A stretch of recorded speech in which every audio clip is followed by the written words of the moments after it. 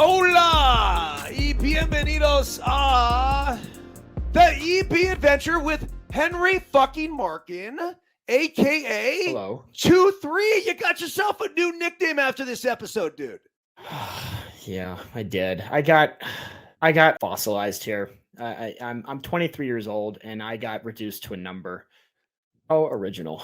Thank you for that one. Yes, you are 2-3. I Yeah. just had it flow out of my mouth, and sometimes when you let nature speak to you, and as I did in this situation, dude, there could be worse nicknames, man. I mean, I gave you a Yeah. middle name that most people would not be proud of, and that's fucking. But, Yeah. actually, Fuckin is how I would describe the nickname. It's not Henry fucking Markin, it's Henry fucking Markin. Oh, thank you for clearing that up because I think that was a big problem with the listeners. The fan mail was coming in, but they wanted some clarity on that. So I'm glad that we got that all sorted out.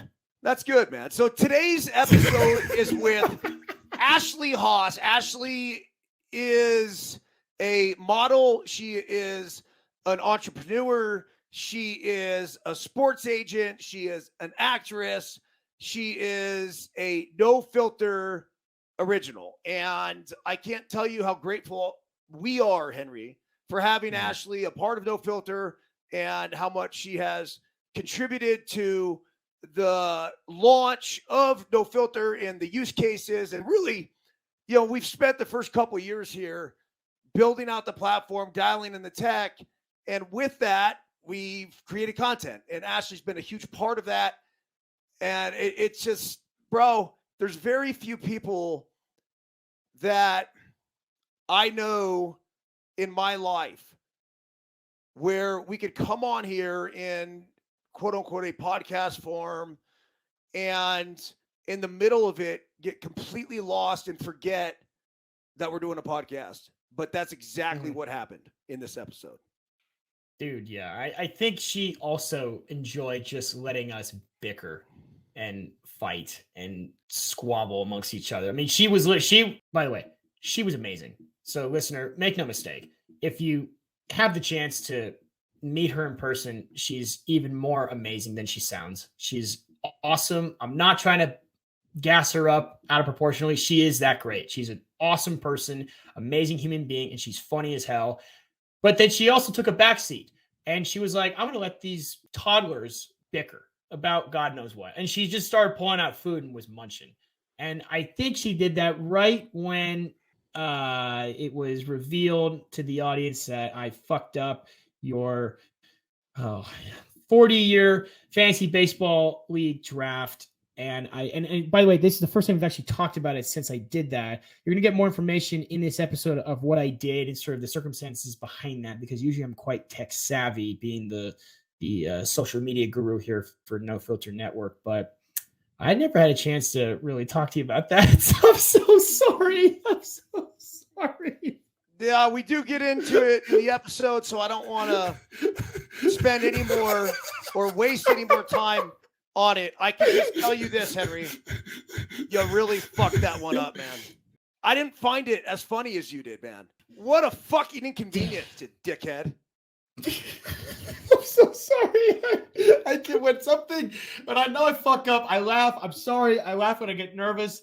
Oh, it was a disaster. I'm sorry. Yeah, dude, to be honest, dude, to be honest, and again, I can't even believe we're even fucking talking about this, but hey, was it that big of a deal? Good. It wasn't. If that whole draft show went away and I just had to get on the horn and make the picks, I really wouldn't have cared that much.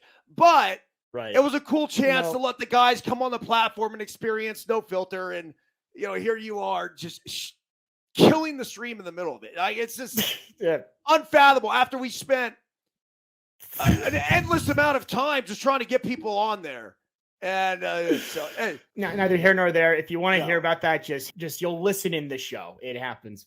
If you want to see the full recorded version of this live, well, it's not going to be live now, but that was recorded live on nofilter.net. Go to nofilter.net, go into my vault, go into Henry's vault, basically click on our profile page, past streams, episode 3, Eric Byrnes Adventure with Ashley Haas. So you not only can listen to it, but you can actually watch it. And my recommendation of all the people that we've had on thus far, Johnny Mosley, and I mean, dude, Joey Avery. Bro, Joey your Avery, boy the Joey comedian. Avery killed it.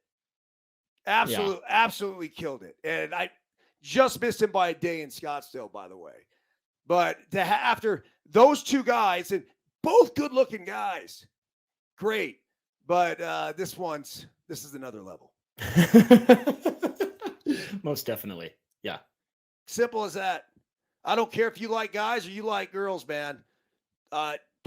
Simply put, she's a more beautiful creature than Johnny Mosley or and me. ourselves. Yeah. Mm-hmm. Yeah. I can attest. Hats off to her. Really glad too that we could finally bring sort of an end to the sausage party here at the EB Adventure. It's real nice to get a fresh perspective. Our first female guest, but yeah, without further ado. And by the way, hold on, but wait, there's more. You forgot to mention our title sponsor, 818 Tequila. We're going places. We're doing things.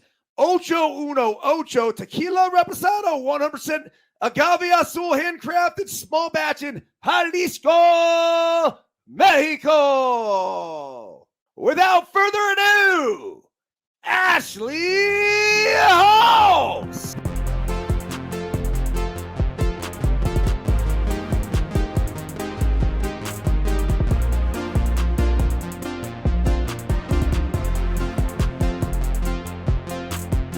Our special guest is somebody that we both wanted to get on here. She's a fascinating character in her own right, model, actress, sports, and this is where you really tug at my heart, Ashley, is the sports gambling handicapper, Ashley Haas. How are you? Oh, thanks, boy. Oh, yeah. I have to say the gambling part. Who knew?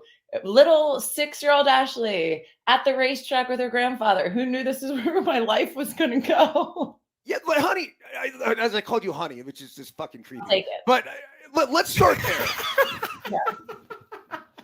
I call my daughters honey, so I think it's almost like a creeper. My dad has never called me that. It's a great start. Fuck. Hot start. My dad calls it steak, so I'll take it. He's like, you should have been a boy. I'm like, all right. Incredible. Walk us back. Take us through a little bit of a journey of your life. Where did you grow up? And then how did you basically get to where you are right now? So I was born on a cold winter's Tuesday. No, actually, I was born in September. My grandfather, was a compulsive gambler growing up, and my mom was a flight attendant. So when she would be gone on trips for 3 days at a time, my grandfather would help raise me and, free babysitting, although it really wasn't that free because, my dad would give me money for the weekend. And then my grandpa would be like, how much your dad give you? And I'm like, I don't know, like $100. He's like, want to go look at the horsies? Let's go look at the horsies, and we would go to the race. Or if I was being a brat and I didn't want to go to school that day, he would say, like, come on, you got to get dressed. And I don't want to. He's like, you got to get dressed. I'm like, I don't want to go to school. He'd be like, all right, fine. I can't leave you at home. So we're going to go to work with Pop Pop. And that was billiards bars, hustling for money. He was a pool shark. We would take the money. Then we would go to the racetrack, or we'd go to Atlantic City because we lived close by to Atlantic City. And I was pretty much raised by Keno. And he would just sit at a breakfast table and pick numbers, and then he would come back and check on me. So that was my childhood. And I had no idea that everyone didn't know what a spread was. I thought everybody knew this. I thought everybody knew what a spread was, what the odds were, statistics wise. And yeah, one day I was just watching sports with my guy friends. I was always one of the boys because my dad wanted a boy. So he built me, and I'm the girliest tomboy you'll ever meet. And my guy friends were like, oh, I'll bet on I'm going to take the Patriots to cover. And I'm like, well, what's the spread? And like, excuse me? I'm like, what's the spread? And they're like, 8. And I'm like, favorite in the Patriots. Dolphins are home. Division rivalry. Dolphins can win 55% of the time. If I were you, I would just go Dolphins +8. And they're like, who are you? And I'm like, oh my God. How do you even know this? I'm like, how do you not know this? I'm like, this is crazy to me. So I was right. And they were like, do it again, but you can't do it again. I'm like, all right, I'll do it again. So I picked games for the whole week. And I ended up being right more than I was wrong. And then, I don't know, one day I just put a camera up in my apartment and filmed predictions against the spread for the NFL season. And I ended up being 68% against the spread my first year. Every game. I didn't miss a single game. And not just like some bookie, like some, handicappers like, oh, here's my top 3 best bets. I would do everything. That parlayed into doing player props, working for I worked for MLB Network for a little bit doing that, but that was really hard. I'm not going to lie. Too many baseball games. You have to study wind and everything. Like the wind is so important. Oh my God, it's crazy. But yeah, so that's where we're at. Now we're here. And I am such a degenerate gambler myself. It's so I love it. And so are we. And that's why you mix it with this crowd. I'm curious of the guys' reaction because I could picture myself, and I don't know, I'm just going to have to go back a few years to my younger, more single days. And, I'm on the prowl and I come across this dime piece and I'm sitting there and I'm at a bar and I say, turn to Henry right here. And I go, yo, Hank, hey, Niners -3.5. What do you think? And you're like, yeah, let's do it. And then all of a sudden I hear this voice, like this gorgeous, beautiful female voice, like, sweetie, you might want to think about taking the Rams. Such and such has happened. This, and that. And oh yeah, they simulate this game 100 times. The Rams are going to win 56% of them. I think I turn around and literally say, yo, let's go. We're going to Tiffany's. You say that, but guys actually don't want a girl that knows anything about sports. Like they think they do. They really don't. Like it's actually pretty intimidating. Like I'll watch. Hang on. Wait a minute. Speak for yourself. I have to say that would have been an amazing Super Bowl. Well, okay, if the Niners are in the Super Bowl, that's one thing. But if you have a girl with you that's firing real questions instead of like, wait, what does the red team like the questions about the game, keeping up, like I have to say I would definitely consider wifing someone that is very sports minded and someone that asks more than just sort of like, what logo is that team? Like if you could talk but about have you ever dated a girl that's sports? I bet you haven't. And there's a reason. I have, but I know I think I know where you're going with this, and I'll let you want to feel like they know more about sports. And then when they don't, they get very intimidated. So, even my dad always thought he knew more about sports, and he did know more about sports until I actually used to bring him on my show in the beginning, and I would correct him sometimes because he would say people's names wrong, or, he would get different information wrong. I'm like, oh, that guy left years ago. What are you talking about? And he would just be like, I don't like this anymore. It's not like they don't want to hear it. So also I'm not cute when I watch games. It's not cute. I'm screaming more louder than the men are. I'm screaming at the TV. I got money on it. It's not. Well, like that's okay. That's fine. That's like working out. Like if you go to the gym and you try to judge people on aesthetics at the gym where we're sweating and grunting and screaming, yeah, to each their own. You're an asshole. Like the sports arena, there's no judgment. The judgment lies with what colors you're repping, right? I mean, if you're a dime piece, as Byrnes says, which I think is you just must have fished out of my vocab. If you're a dime piece and you're rocking a crisp, I know this is personal, a crisp Phillies or an Eagles jersey when you're playing my Niners, that's when the unattractiveness comes in. Right. When you're rocking, yeah. Boys don't like hearing that game sucks. They immediately go, oh, Eagles fan or Phillies fan, Flyers, Sixers. They're like, oh, Phillies fans are the worst. And I'm like, yeah, we're not great, but we're loyal. I'll say that. We're very loyal. So, Ashley, you were at Super Bowl with us. You were on Super Bowl Radio Row, just one of my favorite shows we've ever done. I mean, I've never seen fucking 4 hours fly by that quickly. And then we left. We took off on that Friday or Saturday. And then you stayed. And on Sunday, it was like, yo, you going to go to the game? Not going to go to the game? You're like, I'm working on it.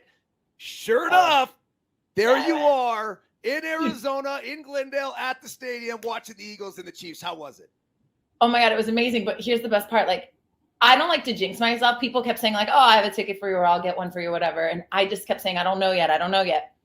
The day of Super Bowl, I woke up to everyone being like, I have a ticket for you. I'm like, what? Like, this never happens. Like, it's either everything at once or none at all. Like, I mean, everyone kept calling me. I'm like, no, guys, I'm good. Like, I ended up going from a suite to like down below. I love being in the crowd, though. I don't like the suite vibes. No one there cares as much about the game. They're all eating food. And I had to film a TikTok for this one girl that was like, I'm at a Rihanna concert. And I'm like, shut up and let me watch my team play. I'm like, Jesus. I'm like, it's got like 3 million views. But I was like, I did a good job. Yay. But I mean, it was, when you're in the crowd, it's amazing. The vibe is just everything. I ended up watching my team lose, though, in the suite. And I was... Oh man, it sucked. It sucked so bad. But the good news is I actually had money on the Chiefs from way before, thinking they were going to win the Super Bowl. So I ended up winning a lot of money on that. But it hurt. It hurt so bad. And then the worst part is one of my friends that I was with was the manager of a DJ that was performing at the Chiefs after party. And I had to go. Yes. I went to the Chiefs after. I have chills. I'm still pissed I did this. But I mean, with that opportunity, I had to go. I was furious, confused, sad. I mean, I was every emotion. It was like I was on my period at this fucking Chiefs party. I wore my Eagles underwear because my friend was like, you're not wearing your Eagles gear. Like, you're not. And I'm like, well, I'm not going in Chiefs stuff. So that's that. And he goes, well, then you just wear nothing, neutral. I'm like, oh, I'm going to wear something. So I put on my Eagles panties. So at least I knew, and I just tried to blend as best I could and not cry in the corner while everyone's like, yeah, Chiefs, let's go. I did see Donna Kelsey, and I tried to follow her because I'm just like such a Donna Kelsey fan. I just love her so much. For those that don't know, she's great. Travis Kelsey and my favorite, Jason Kelsey's mama. Okay. So I mean, I just think that anybody that's so, first of all, birthed two amazing, like, I think there's 3 actually. Did you guys not see that thing about the third Kelsey? I think it's a bit, right? There's no third Kelsey. I haven't really looked into it yet. I think we should. That was a sketch. Wait, Okay. hang on. Let me look that up right now. I know. I'm very curious if that was real or not. But anyways, I did actually meet Travis Kelsey recently. I was at the WME party, and I went from a Lakers game. So I went in full basketball attire, not black tie formal attire, and everybody was there in their like suits and dressed up. And then I'm in my off-white sneaks, my ripped up jeans, my bomber jacket. And I somehow started chatting with Travis because he's probably the only person really there that interested me sports wise. You know, everybody else there was an actor and I could care less. I was like, out of my way, Patterson. I'm like, I don't care about you, Twilight, out of my way. And then I started talking to Travis, and he's like, so where are you from? I'm like, Philly. He goes, oh, have you ever heard of somebody named Jason Kelsey? I went, he's my favorite Kelsey. Next. Okay, there is no third Kelsey, by the way. That's Sean Kelsey. That was a bit. Okay. It's just them two. I thought I was like totally missing something. Yeah, I know. When I saw that, I was like, if it is real, he's awesome. Because they even had Donna talk about it for a second. And I was like, that would be so good. He's like, this is the #2 Kelsey podcast that's out there. Ashley, talk to me about that video, because I didn't go back to check to see how it does, right? I just know it popped up at the fucking front of my feed, of course. You walking into that cheese party, and like it was just. I mean, you've had a lot of great videos. You've had videos that have done millions of views, but this one here, for whatever reason, I mean, it just tugs at the heart, right? Because it's this. Number one, it shows a loyalty to Philly. Like, yeah, I'm here and I'm an after party, but here's my fucking affiliation, right? Like, this is whatever. But then on top of that, it's still like enough of a sexual tease to like just give you a little something. Oh, are we getting this live right now? What's going on there? I have. How did that video do? It did well. I think on TikTok it got like 3 million, and then on Instagram it also got 2 million on Instagram or something like that. But yeah, it was a nice 5 million. Yeah, it was pretty good because it was one of those in the moment things where I just thought, all right, I have to prove that I was here. And I wasn't going to take any video because I'm in Philly. Like, I mean, Eagles die hard. This killed me to even be there.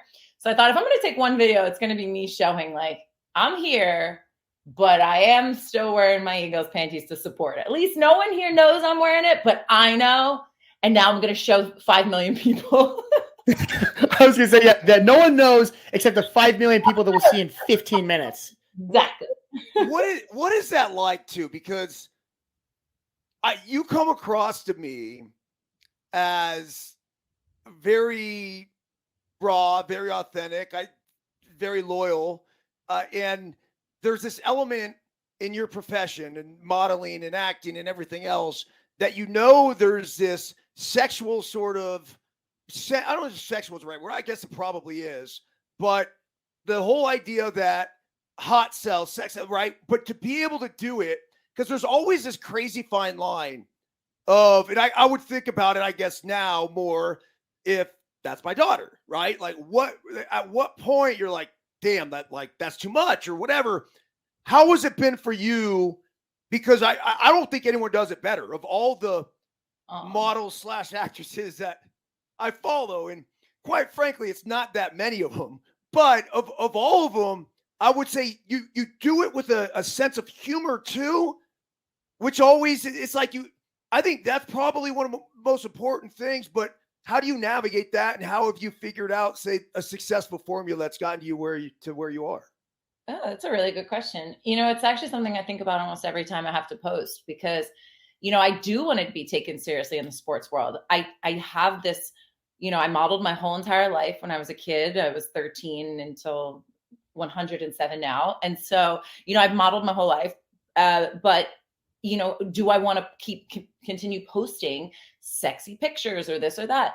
Not really, because, it's kind of takes away from the fact that I do have a brain. I went to college. I study these statistics. I want to look and act like I am serious because I am serious about it. I'm not going to, of all people, know how delicate it is to play with somebody's money because my grandfather lost every penny he had to gambling. And that's kind of why I got into this, was to help people, so I don't want to be saying like, take my gambling advice and here's my boobies. So I don't do that like some girls do. There's a lot that do. I mean, I don't have boobies. Maybe if I actually gambled on my own bets, I could buy some. But, I think I keep it pretty in the middle. And I love humor. Like my cousin has special needs. I grew up making her laugh in any way I could. I would fall down the stairs to do something for her. I always like to say I'm like the Cameron Diaz of anything. Like I'm okay with dancing in my underwear as long as they're Eagles panties. But I want to do it in a way that's silly, funny, not serious. And I think that's actually that's pretty much me. There's something about Mary, but I'm like, there's something about Ashley. Yeah. Like I was sports. going to say, amazing comp right there for sure. Yeah, I think that's kind of like my balance. I'm like, if it's too much and I'm debating if it's too much, it's probably too much. So I try to keep it silly. Like the only time I think I posted a runway photo of myself, or a video of myself, it was so ridiculous because I was watching this video online and then the cameraman zoomed on my tush and I'm like, but why? But why would you do that? That's got nothing to do with this bathing suit. Like he just zoomed on in. I had the video play normal and then I stopped it and I tapped on it and I was like, hey, cameraman, my eyes are up here. And that one did really well too, because I think it was just so unexpected for me to just start yelling at a cameraman. And then that cameraman actually hit me up recently and said, I'm sorry that they just, I'm sorry I zoomed in on your butt, but it's just something they sometimes do. I'm like, it's okay. So what talk to us. Yes. And this is actually really good that Henry's here. Yeah. So talk to us, because we both have gone through our struggles with the algorithm and posting, and God. it's funny because he gives it like the role like this and that, but we're all in a day and age, when it comes, like, personally, honestly, I could very, very much with full conviction tell you guys I don't give a fuck. I really don't. From a no filters perspective, I do. And the content that we create and the stuff that we do, and Henry's taken on the social role at No Filter. And we've had a couple videos do 1 million plus views. And sometimes you can tell, sometimes you can't tell. We've also had equivalent, if not better, videos just be absolute fucking duds, man. Yeah. But wait, how is, because a lot of what you do is obviously through social, and you're getting these gigantic impressions. How have you dealt with that, and through the process, what have you learned from it?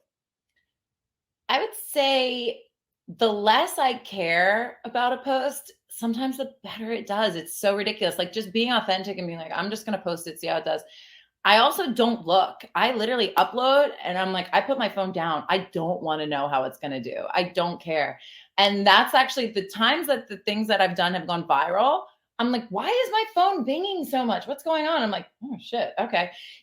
I think it's really healthy to treat it like it's just there. Like, I think the people that study and they're like, oh, is it going to do well? Is it going to do this? That's when it's like, you put too much emotion into it. Just post, don't look, see what happens. And like you said, sometimes you win some, sometimes you lose. There's times where I'm like, this is going to do so well and no one gives a shit. And it could also be because of the timing you posted. That's super important.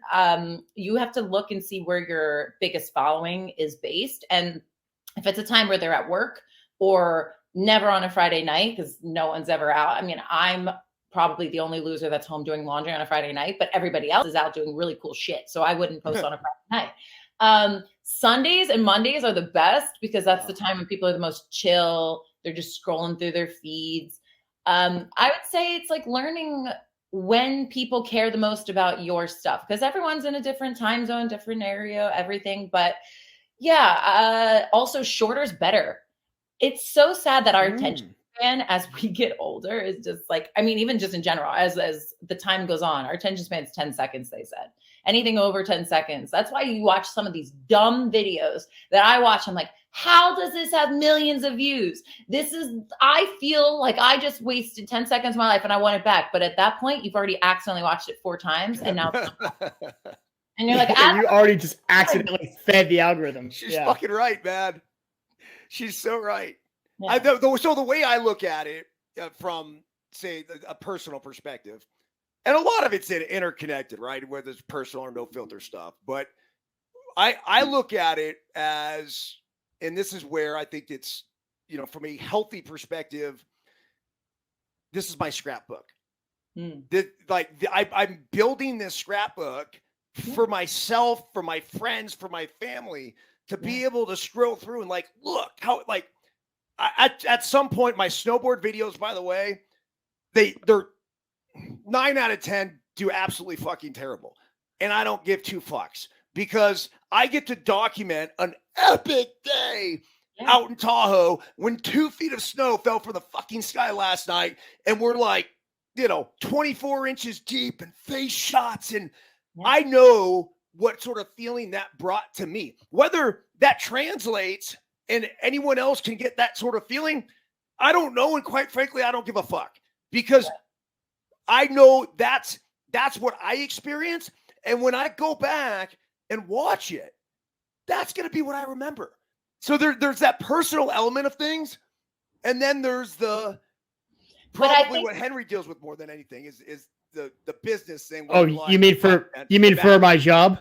You mean for the company that we work for? Yes. How we consistently judge you on a daily basis? Yes. Yes. Wait, let's backtrack. We don't care, but we actually give a big shit. Listen, I hate the algorithm. Honestly, you guys talking about the algorithm right now, I'm just shutting down. I've grown numb to talking about the algorithm. It pisses me off. That's a battle that I'll never win. It's like literally fighting something uphill blindfold while riding a horse backwards. That's what it is for me. And I hate it. And I don't care. I don't care anymore. I care. This is my boss. I care, but I don't care. I don't care about it. I just run our Instagram, but I don't care. But wait, Ashley, this is what I tell them. I tell them all the time. I say, keep fucking firing, dude, because we literally will have a video that gets, I don't know, 500 views and fucking 25 likes, and then, but it doesn't matter. Like, so long as the content is relevant, informative, funny. As long as the content is good, I don't give a shit, because we're going to have the ones that pop off that have 20,000 likes and 1 million views. So here's definitely like I think what you were said is really spot on about building a story, building like a scrapbook, because there are posts that are always going to do bad, but I think you need them to prove that you are not this monotone, simple thing. Like there's so many, I mean, look at every slutty Instagram girl's page, right? Like it's like boobs, butt, and then there's going to be one random atmospheric photo, and it's like a pause, right? You know it's going to do bad, but it's a pause to show I'm not just such a douche that all I have is my body. I care a little bit about the environment, and this is pretending to prove it. So boom, and you know it's going to do bad, but you keep it there as like a breath, because if you're like hard metal the whole time, it's kind of like a bit too much. So I also think it's good to accept the fact that you're going to have ones that don't do well. Like I have ones with my girlfriends that I wish them happy birthday or this or that. I know it's going to do bad, but I don't care, because I'm not a douche and I want to show I have friends. Like some of these girls, if you look on a girl's Instagram and she doesn't have a single picture of another friend, just run, because there's something clearly wrong with that girl. Clearly, that's so fucking friend. And like, if she cares that much about the fact that like one of her posts didn't get like a bajillion million views because her tits weren't out, like put your tits out with your friend then. I don't care. But like, at least pretend you have a friend.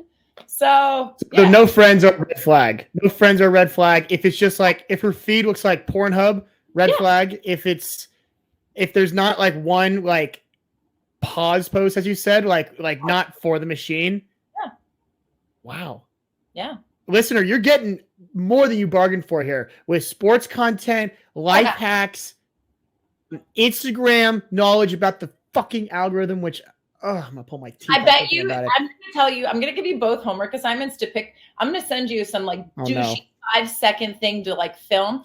I'm gonna give Byrnesy, I'm going to give you like a soundtrack to put with your video, and you're going to shorten your video a little and going to do a sound that's viral right now. I bet you that's going to do better. And then I'm going to make you, Henry, do some like 10 second or less little bit, and we're going to see how it does, because it is so, oh my God, it is so predictable what actually does well. That's why sometimes I'm in shock that I'm like, really, that did well? You know, I mean, I think we are getting away from the less predictability. I think like people care more about being real and authentic. Like I said, like I think when you are just you, it's better and it will go viral longer. But those little ones always do well, and you don't know why. You're like, who cared? Like, why? Have you noticed that it's turned more all or nothing? And at TikTok and Instagram, this is just through my personal experience and then keeping tabs on No Filter, I feel like it either hits or it doesn't. And there might be a few posts that will find that middle range, but for the most part, is that where you are? Have you noticed that, or is that just Henry and I fucking spinning our wheels? No, yeah, definitely. It's either going to do really, really well or it doesn't. And you know, the ones that do the best are the ones that are the most controversial or so yes or no. Like that one where I posted where I was at the Penn State game, and it was a whiteout, and it was an Auburn fan that was standing up the whole time in front of us, and I kind of played the soundtrack to "I'm Still Standing" by Elton John, and I was like, we were all trying to get around him, move around him, and he just stood up the whole time. But what people don't know is that there was like a sweet little old lady that was behind us that just wanted to watch her granddaughter play in the band. And he wouldn't even sit during that. We were like, come on, man, just sit, like, so she can watch. Like, she can't, even if she stands, she can't see around you. You're so tall. And he was just like, I'm standing the whole time. But you could see everyone was sitting. But because that got so much controversy, like, I'm going to stand the whole time if I'm at the game. And then somebody else is like, well, sit the fuck down. Like, you know, it's rude. There's people around. That did really well because it was controversy. Just like even the underwear. People were like, why'd you even go? You're an Eagles fan. And then somebody else would be like, I love that you were loyal. And then somebody else would say, how did you get in? And then I had some people being like, oh, because she's dating one of the Chiefs. I'm not. If anything, I want Donna. So let me sum this up. So it sounds like controversy and sex sells a little bit. Byrnesy, why not for the next video? Oh, short too. So 10 seconds. We're going to get you in your banana hammock Speedo saying something controversial. Perhaps saying controversial, just something that like gets people talking. Not like okay. Ashley, okay. so last Jesus. last I was night, going to set up a bit. No, it's more like, do you want to stand at a stadium or sit? Like, I mean, I actually tried to comment on like Kanye West, and like, my God, that is just not the one to do. I was gonna say, let's have Byrnesy run around and say the Earth is flat in a Speedo, 10 seconds with viral music, and boom, Bob's your uncle. We got a million video. That's fucking Stormy Byrnes, dude. That's why the Stormy Byrnes weather videos, for the most part, will always I've had one or two go off, but for the most part, they're pretty consistent. Like at least at my level, like good returnees, and it's me running in the snow, half naked. And it basically starts with, Ron, Veronica, yeah, thanks. Stormy Byrnes out here with your 5 p.m. No Filter Network Lake Tahoe weather report. Currently, it's 17 degrees. The snow is falling 18 to 24 inches so far on the ground. And, oh, yeah, by the way, today, meet Puff, my new friend. This is Puff the Magic Dragon. I got a fucking flamethrower. This was the one last night. And I literally had a flamethrower that now is melting the snow and the ice on the driveway. I don't even know how it did, but just something. You may need more sun though. You're a little pasty up there when I'm eating my chicken at 5 p.m. at night and I see your just snow white stomach. But Henry, this is where you're missing. I'm a 47-year-old grown ass fucking man that's not supposed to fucking be coming on here all fucking shredded and oiled up. This is what I'm missing. Like, I forgot. Yeah, you're right. I'm a fucking father of 3 that is fucking got a fucking dirty ass mustache just so I can age myself a little bit more. That was actually why I wear the mustache, because I do so much shit that's over the top. Like, yo, is this guy trying to be fucking young or hip or this or that? I'm like, dude, I'm being me, motherfuckers. That's who I am. And so I've kept this dirt squirrel on top of, just for that reason. So there's a difference between me ripping my shirt off and Ashley ripping her shirt off. Does that make sense, Henry? Yes. Yeah. No, I got that. And I'm glad you painted it out for me. I totally forgot your age, your status of being a father, and I certainly forgot about that dirt squirrel that you have on your face. That is, listener, if you can't. Well, hold on a second. Hold on. Don't years, bro. Do not fucking get confused here. Oh, I am a sex symbol. Yeah. Understand that, motherfucker. You gotta pick a lane. You gotta pick a lane right now. No. Hey, man. I just not chasing the teeny boppers like fucking you are, 2-3. Like there's a big separation going on here, man. I'm dealing with a different demographic these days. I just got called 2-3. That's my new name. If Henry fucking Markin doesn't work out in the intro, it's 2-3. I don't know. I don't get it. What is it? Because you're 23 or what is it? 23? I'm 23 years old. Years old. I just got numbered. You did get numbered. I don't even know where to go from this whole situation. Ashley, your thoughts. I'm like, Ashley, your thoughts. Yeah. Why don't we ask Ashley about baseball? She's a genius when it comes to stats and when it comes to betting. Let's segue this into baseball before I get numbered again. Yeah, 2-3. So, I do like that. It's gonna stick. You'll be 2-4 next year. Don't worry, Henry. He's 2-3 forever. All right. Well, I want to ask you guys. I did a little research on who's the favorite right now to win the World Series. And I mean, of course, it's Houston. I don't know that Houston's going to do it. They're plus 600 right now. The Yankees are behind them at 750. Dodgers are at plus 850. Padres 950. And the Mets are 950 without DeGrom, which I think is absolutely nuts. My weird prediction, and I'm saying this now, and I can't even believe I'm doing it. Angels plus 4,500. Let's go. I'm putting $10 down. That's a great fucking call. They have the 2 best players in the game. The 3rd best player in the game, as we talked about before we started the stream, is Trey Turner. So at some point, they're going to figure this shit out, but it's fucking brilliant, Ashley. Honestly, like the Angel 1,500. I'm in. I am 100% in on that. Now, that said, I think an interesting thing here are win totals for teams. Okay. And so we have a buddy of ours that was at Super Bowl Radio Row that was next door to us, Jamil. And basically, he sent me 2 picks yesterday. He's a professional gambler. He fires over 4 picks He has every a show single day. On our network. He's got a show on our network. It's called All In with Pop Diabasi. He's so fucking good.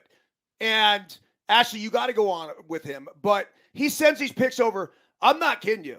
Like, I don't know what percentage he's playing at, but I feel like night in and night out, there's a lot more nights where he's 3-1 as opposed to 2-2 or 1-3. I can remember like one night in the past, 2 months, where he's been like 1-3. Other than that, I take that back because there was one night he was 0-4. Other than that, like 3-1s, 4-0s.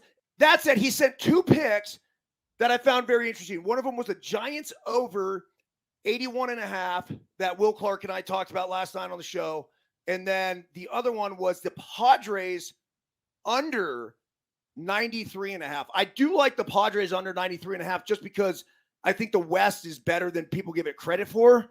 The Padres are good. The Dodgers are good. The Diamondbacks are going to be better. The Giants, they've put together an algorithm team. So I think they will be right about 500. And then the Rockies are always fucking tough. Just when you go to Colorado, it's a tough place to play. So I think there's some wins that will be spread out there. So I do think it might be tough for San Diego to get up there, figure the Dodgers are in the same division too. So anyway, what are the Phillies odds to win the World Series? Plus 1,800. I like that pick. I do because Bryce Harper's if they tread water, Bryce Harper's coming back. But not for like probably most of the season. If anything, he might be back for like the World Series. And then he's Tommy John.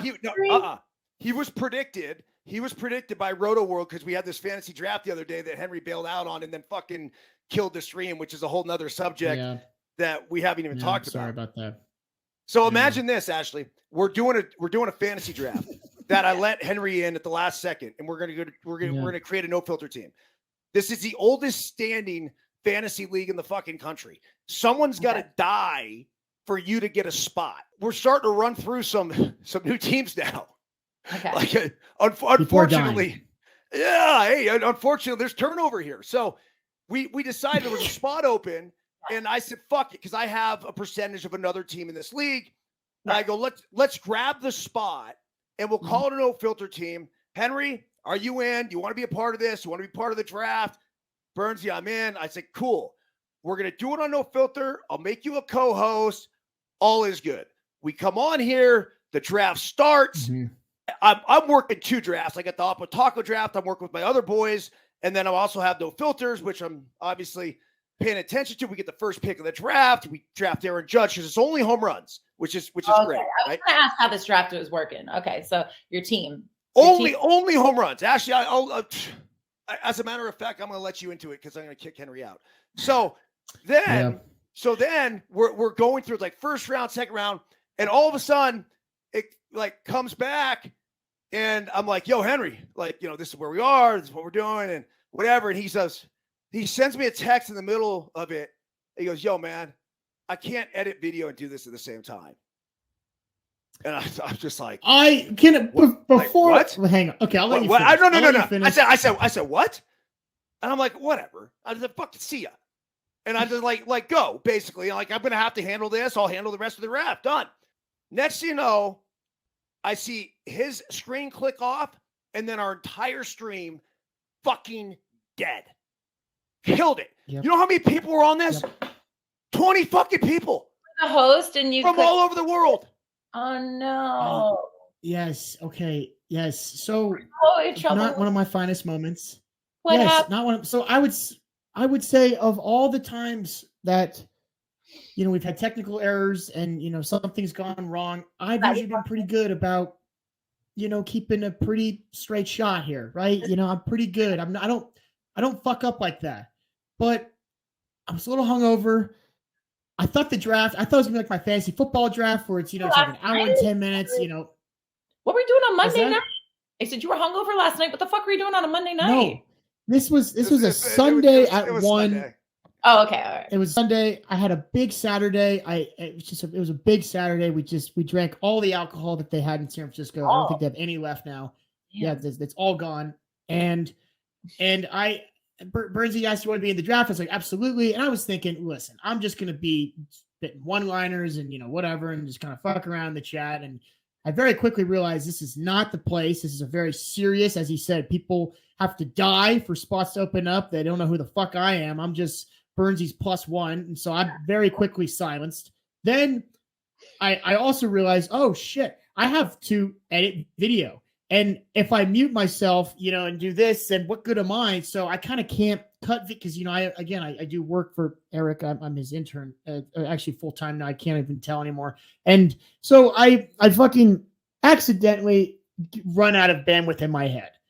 And I mean that. I couldn't think anymore, and I was hungover, and I said, hey, can I just edit video? You just take this on. This was a 2-hour thing. We'd gotten through 2 picks. I thought it was gonna be just like a boom, boom, boom. This is an operation, which I don't have the energy for. He says, yeah, go. See you. Bye. That does seem like a long time. Are we sure it was 2 hours for 2 picks? It wasn't. I didn't think. We're supposed to start. We're not fibbing. It's just it was a lot of these guys aren't very tech savvy, and so getting them to take a link from their phone on the computer was a fucking nightmare. I actually thought I was watching a bunch of chimpanzees like start a fire with grass, but he's right, but that makes it even fucking worse that you killed this tree, I know. dude. Okay, yes, right. So that's I'm going to shit on myself here for a second. They probably thought their computer died. They're like, "What happened? What I do?" No, this is so bad. So as long as it took, I know Byrnesy was actually super nice to like not give me grief about this, but as long as it took to get the fucking thing started, for pretty much took an hour, and I've just kind of sat there the whole time, just like I am not in a good place. This is fucked up. I said I got to take off. I hit exit stream, accidentally hit end stream for everyone instead of end stream for myself because I was a co-host. I forgot I was a co-host. Boom. I'm getting the double bird from EB right now, listener. If you can't visualize it any better, it's fuck you twice. And it cut off. And within like less than a second, my phone's ringing and I'm about ready to dive on the couch. And he goes, well, motherfucker, why did you end the stream for everyone? It took so long to get it started. What the fuck? And I was like, oh no, I'm so sorry. How close was he to being fired? How close? Yeah. How close was to what? How close was he to being fired? 2-3. It wasn't, but I hung up on his ass right there, and I let him fucking sleep on that for 2 days. I mean, it was. He's right. It was like watching a bunch of monkeys try to fucking hump a football, man. Like this one, like just they're fumbling over fucking devices, and they're coming on, and I mean, you've seen this shit, man. Hey, how does this work? Are we on Zoom? One guy's like. Kept talking. He's like, yeah. He goes, he's talking on his phone to his partners, right? So you only have 10 teams, but he's talking to his partners in fucking like Europe. And he goes, hey, so who was that guy that we really liked? Oh yeah, it was Turner. Okay. Yeah. I think this fucking Nimrod in front of me is gonna take such and such. So Turner should probably be available. He goes, yeah, there's something wrong with this Zoom thing. Like it just keeps spinning or something. Like I just have to figure it out. And I go, hey, yo, Bob, just a heads up, man. That Zoom thing's actually working. Yeah, you're live. We can all hear. So to have Henry fuck that up, that's one of his bigger fuck ups since he's worked for us. There's no question about it. But I mean, at this point, it's like, dude, sink or swim, man. We're too invested in this little fucker. Yep. And I drowned. Wait, so how much money do you get if you win? You must play. You actually a lot. So basically, it's $1,000 entry, and yeah, exactly. So it's $1,000 entry. I think first place is maybe like $7,000 or something, but that really has very little to do with what actually goes down, and those are the massive side bets. So we have 2 or 3 different $4,000 side bets. What?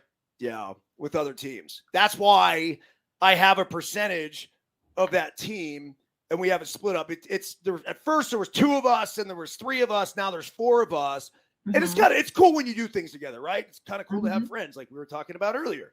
So we all root and pull the same direction. And then when this team dropped and this spot opened up, I thought to myself, this is a perfect time to get no filter involved and have Henry be a part of this, and be a part of the draft, and be invested on the fucking. Who are some of these people in there? Can you tell us? That are in the league? Yeah. Is there anybody No one you would know. They're actually like some Silicon Valley execs and some old school guys that have been there since the get-go. And I'm not kidding when I say, like, we've probably been in the league for about 10 years. And I would say we've dealt with a handful of turnover in those 10 years of guys, whether passing away or becoming, like, it's life. And I mean, the thing started, if you think about it, like probably with a bunch of guys in their 20s and 30s in the 70s. Yeah. So now I think all those people are now in their 70s and 80s. If this started in the 70s and 80s, I'm not a math guy, but if this started in the 70s and 80s, that's a little longer than 10 years. I'm just getting my math. No, bro. We got into it. A spot opened up for us. It's Sanford. You can read about it. It's been written about. It's like the San Francisco Rotisserie League, and that was the original league. They were one of the very first, if not the first, fantasy league in the country. And all they did was home runs, and they'd have to wait for, and that's how fantasy started. And then it evolved into hits and runs and RBIs and all the other shit, right? Stolen bases, and you get the points.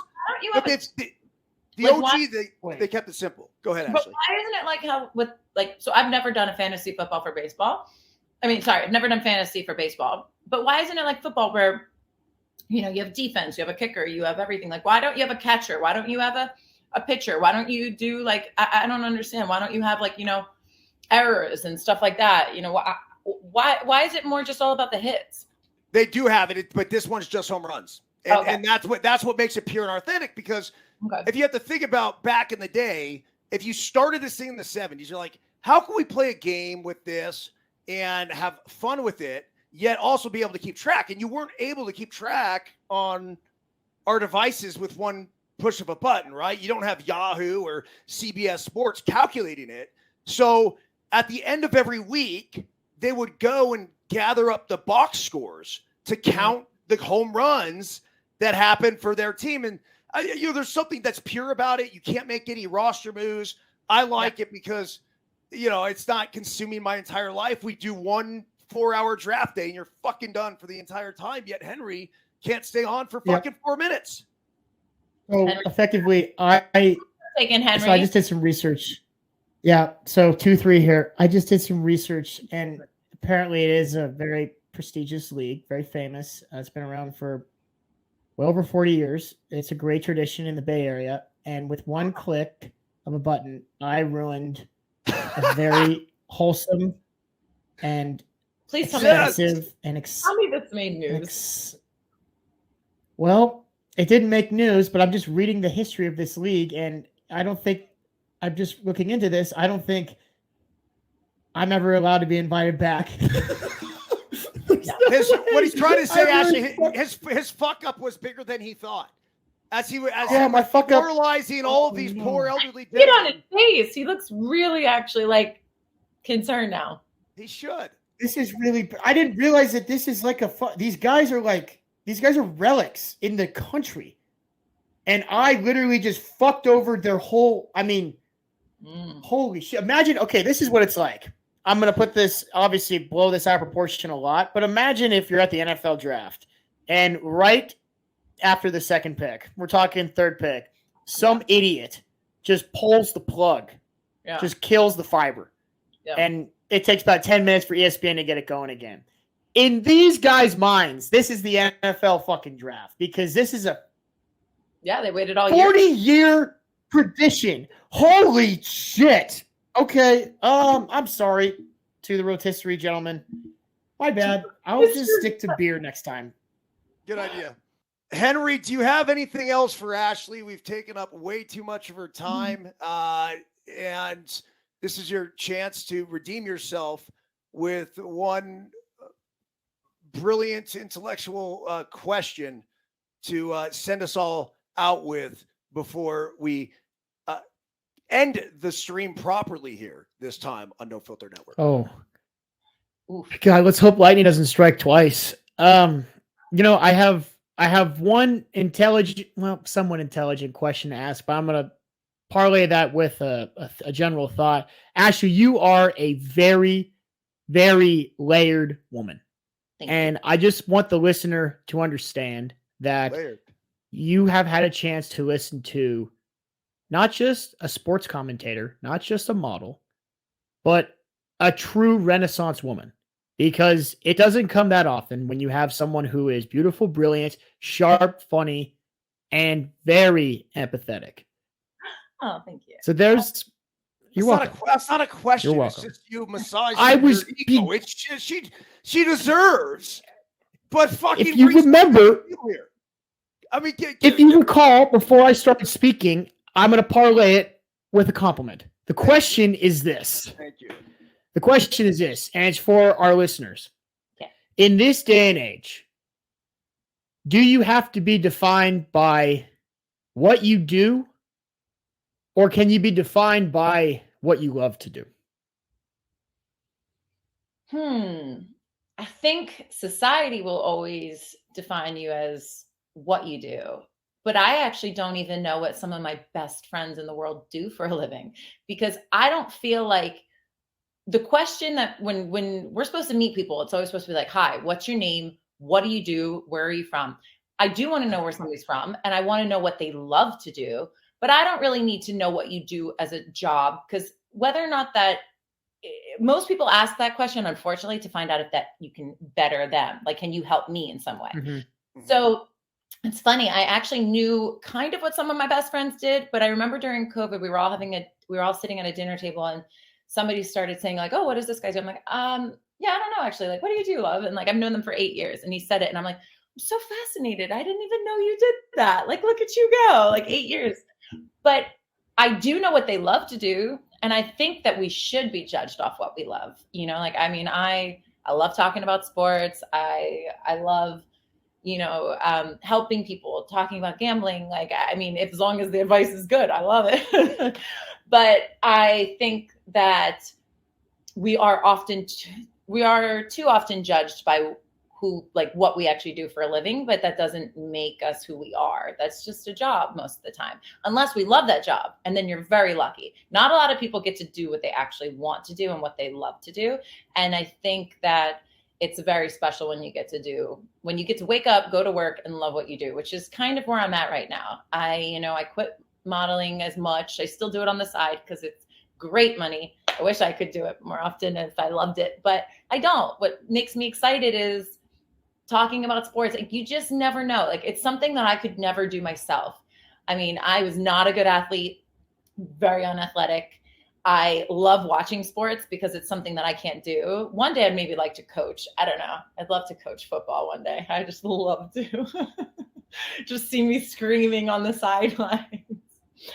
Why did you blitz? Like, I'm going to scream. I'm just going to go nuts. But yeah, so I think that, waking up and being able to do what you love is ultimately a gift. So, yeah. Ashley, you strike me as someone that has made your life around following your passions and doing what you love to do every day. And I'm happy that you got to join our stream today, because that's exactly what I'm trying to do. That's why I'm here with EB taking shit about fucking up his fantasy league, is because I love this job. And I love hearing people talk about things they like, because I think it's about waking up and going to bed and doing what you love each and every day. Bob Dylan said that too, but I like to live by that as well. Henry, you did not disappoint. Oh. No, you were Hey! right. I'd say in every one of these EB adventures, you're getting more and more comfortable. I mean, I actually forgot at some point. I had to check myself. I don't know if you guys did at any point either over the course of the past hour and 16 minutes, but I forgot that we were doing a podcast. Yeah. whenever you can have a conversation like this and be on, quote unquote, on air and going back and forth, and you're not doing it for the production of it, and you're actually doing it because you're genuinely interested and we're having intelligent discourse back and forth, at least two of us, that's important. I thank you, Ashley, for that. Wow. Listener, I don't know if you just caught that backhanded compliment to the face You did a quietly as we're closing out the show, asshole. No, it was great. You were great, Ashley. I completely agree. I know we talked about everything but gambling, but I do love it. No, I have to agree. I kind of forgot for a little bit, especially when you guys were going at it. I got my snacks. I was like, let's go. I'm watching the show. I was like, this is amazing. Well, hey, we were literally eating. It was like popcorn emoji. Yeah. It was great. I was like, this is amazing.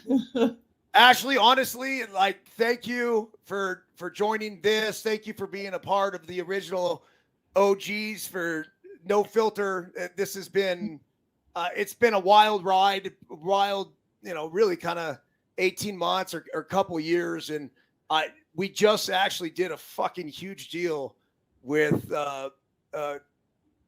big time sports alumni association. That's going to be big time good. A lot of big time good. A lot, yeah, a couple. So none of that would be possible without you. And so I'm serious. Like a lot of the bullshit that we had to, I don't say bullshit. I think we're all just expanding this and everything. And look, we throughout the course of this, I mean, don't get me wrong. Like I've been in the fucking trenches from the get, but everything that we've asked you to do, you've always been there for us. And it's funny because Henry, I even told him as he wanted to get you on as a guest. I go, dude, I said, I don't want to wear her out too much, but if you want to go through the process of it. And he's like, fuck yeah, man.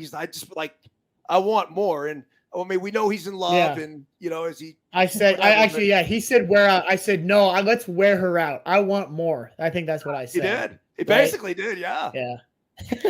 I love chatting with you guys. I mean, it's so easy, it's like you said, I literally forgot we were filming a podcast. I was like, oh yeah, we're just on a phone conversation. And I don't even know who I could talk to on a phone for an hour. That's also very rare. No one talks on the fucking phone anymore. Wait, hold on. This will be for the next time. I'll leave you with this. I have a catfish and I talked to my catfish for 6 hours on the phone one day. So I'll leave you with that and we'll talk about that another time. But I did talk to my catfish for 6 hours once. My God. Yeah, next time. You leave me with that now? Even though I can have just ultimate clickbait?